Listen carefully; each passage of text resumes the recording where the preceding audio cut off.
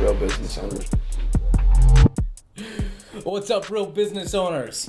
Hey, welcome back to another episode of the Real Business Owners Podcast. You guys, today I'm going to talk to you a little bit about the actual blueprint to success, okay? The ultimate blueprint to success. You see, I talk to a lot of people about business, and a lot of people, they want success, but they're not executing. And it got me thinking about a lot of weird things that have happened over the years to us in business and how we actually succeeded in many areas. You know, as you guys know from previous episodes, we've had a lot of failures too, and that's part of the formula to success. But we've had so many weird things happen when we were young in business and we were ignorant. And the first thing that I want to talk to you guys about is we had no leads, okay? I mean, success or sales or whatever, it always revolves around getting leads into your business so you can actually make the sales. We had no leads.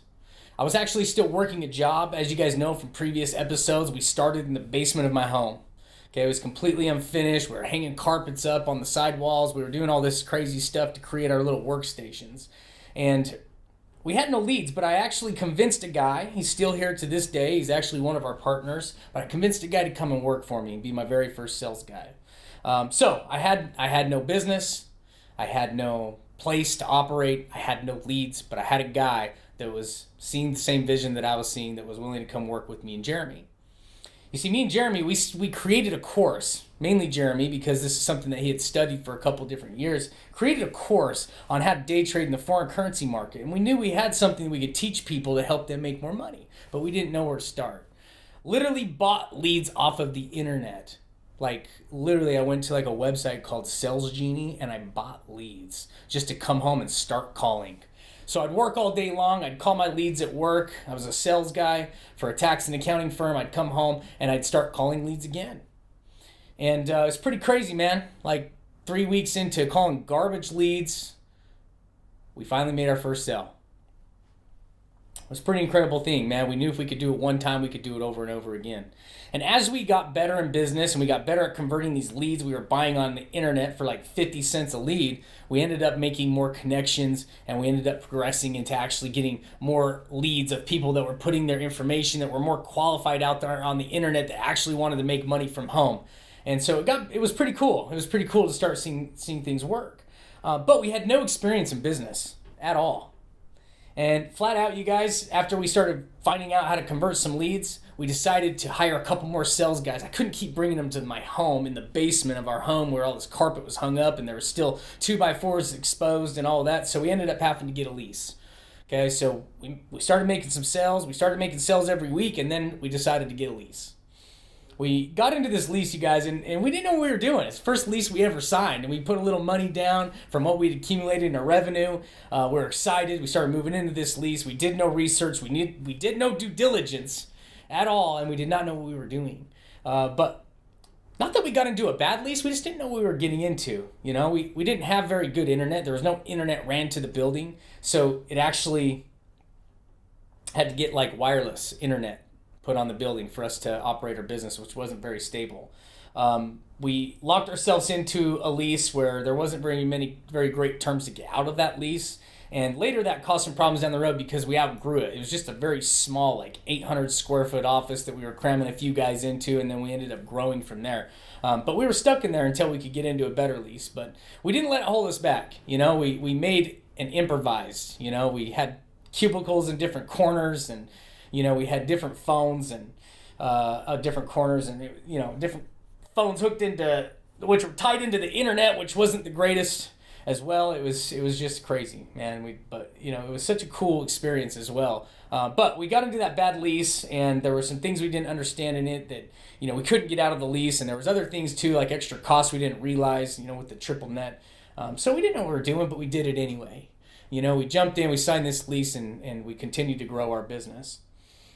Well, a few months after getting into this lease, we ended up getting one of our merchant accounts frozen, which was another thing we didn't know how to do at all. I mean, we ended up calling and I think doing some Google ads as far as guys Google ads, but we started searching some Google ads of guys that were in the merchant space.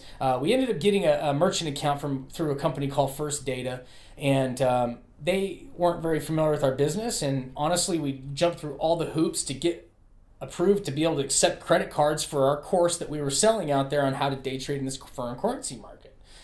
And we got it up and running. And after operating for several months in my basement of my home, and then operating a few months in our first lease, they froze our account. We didn't know that the merchant account had limits, kind of like a credit card limit. They have processing limits. Okay, and so as we grew, and we started growing past, I guess, their comfort level, they ended up freezing our account.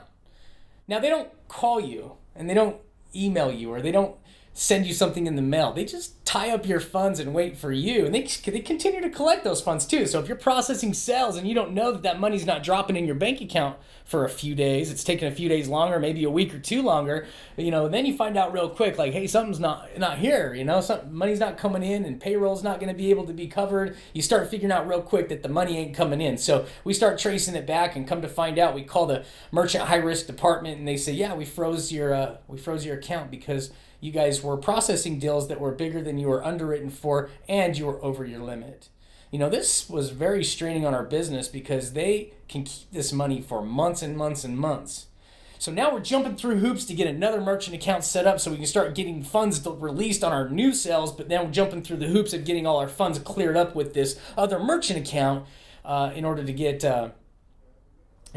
that money back as well. And we had to jump through, show them contracts we had the clients. They actually called our clients to validate the program that we were teaching them. It was crazy. It was a very interesting thing. It's just another thing that we did not know we were getting ourselves into. We're just these guys. We're just young hustlers. We're salesmen, we're course creators, and we're just getting out and offering our product to people and making sales with no knowledge of actually how to run a business. After we outgrew that office, you guys, we ended up getting a new office.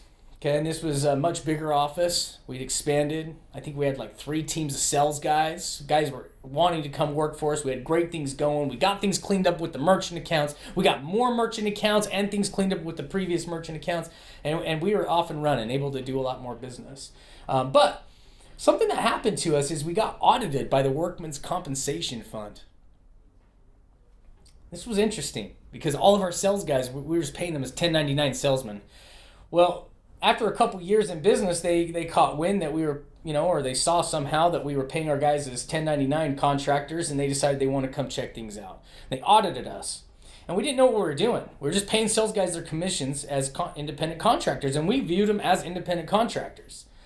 Well, the crazy thing about this is there's a lot of rules that we didn't know, okay, because we're ignorant. We're in business, we don't know what we're doing, and there's things that we don't know until we go through them.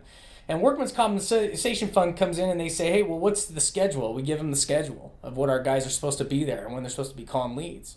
And like, okay, and what's their cost as far as the leads? Do you sell leads to them, or do they work in your cubicle? Do they pay booth rent? How does this work? And as we break it down for them, they basically tell us, like, listen, you guys do not have independent contractors.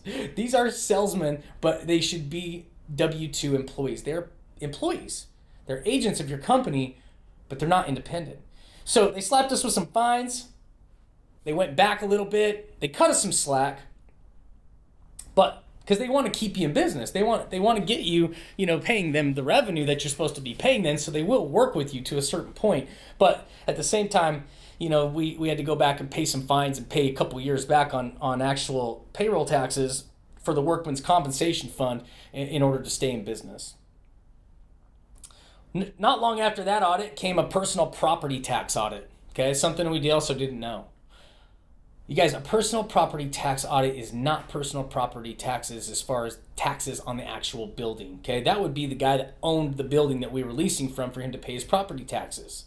Personal property taxes is property taxes on your property inside the building that you use to operate your business. We had no idea we were supposed to pay taxes on the trash can, this desk, this laptop, this phone, this pen. Every little thing in here they view as personal property that you use to operate your business. Every single chair, everything. Okay, so we ended up having to go back and pay taxes on every little piece of property that we use to operate our business as well. So all these things keep coming to us, man, like out of left field. And it really felt like some black eyes that we were taking in business. But we had things up and running. We had revenue coming in. And even though it was digging in deep to our profits, we had to make adjustments to keep on running. Another thing that happened, you guys, before I move on, is we actually got sued 2 times by the same guy. It's literally he was a competitor, a guy that I actually used to work for, a guy I looked up to a lot, and I admired him in business. He called me up one day and he said, listen, man, I don't like what you're doing, because I ended up opening up a business that was similar to his. I didn't view it as like competing or anything like that, because I wasn't trying to go after his channel of business. I mean, it's a tax and accounting firm. There's plenty of business to go around, right? A lot of different business owners out there and taxpayers out there that can use tax and accounting services. But he looked at it as a direct threat and direct competition. So he said, you know what? I'm going to sue you. Why? Because I have $200,000 to lose and you don't. You're too young in business. I'm going to put you under. I mean, I guess I appreciate the fair warning, but at the end of the day, you guys, I had to learn how to fight legally. Something I'd never been through before. Had to hire attorneys. Had to jump through all the hoops. Had to pay a lot of money. Overall, we won and we were able to stay in business. And then he opened up another lawsuit. And this time he sued us in the state of New York.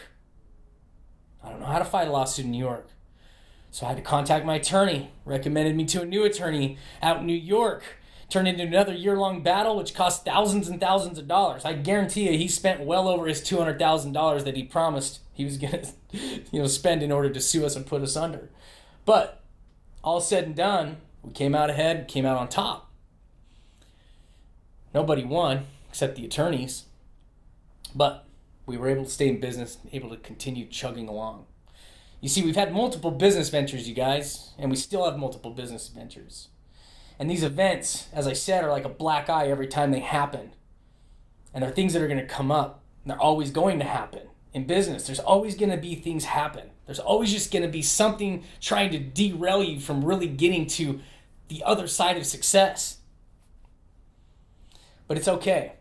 We got to view these as learning experiences. We got to view these as opportunities to learn and grow and move on.